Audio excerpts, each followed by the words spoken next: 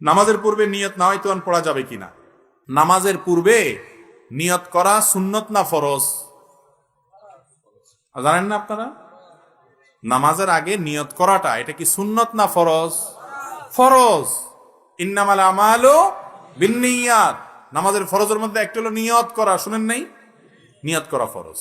নিয়ত করা ফরজ, নিয়ত বলা ফরজ না। নিয়ত বলা মুখ দিয়া হয়, আর নিয়ত করাটা মন দিয়া হয়। নিয়ত করাটা কি দিয়া হয়, আর নিয়ত বলে কি দিয়া? নাওয়াইতুন বলাটা হলো নিয়ত বলা, আর মনে মনে আমি কি পড়তেছি এটা আমার মাথায় আছে, এটা মানে হলো নিয়ত করা। অনেক সময় বলে না যে আগামী বছর হজে যাওয়ার নিয়ত করছি, এর মানে সে বলছে নাওয়াইতু আনা রফিল হজ।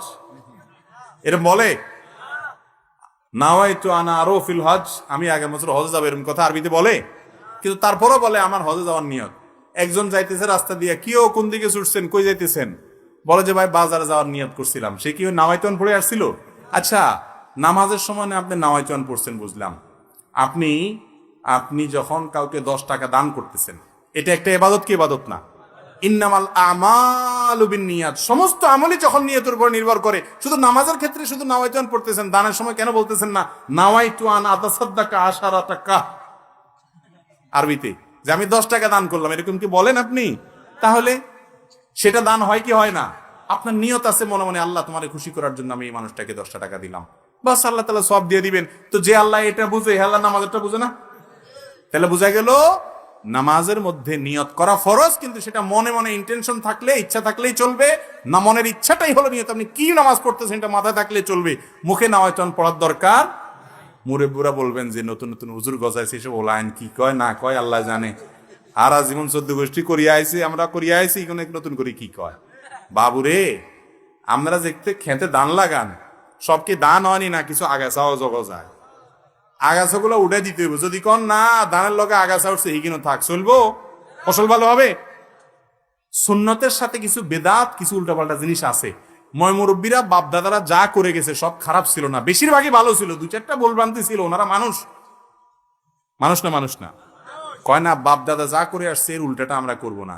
তো বাপ দাদা তো আলস হয়েছে, ওনারা বিদেশ হারাইছেন কা, বুঝেন নাই?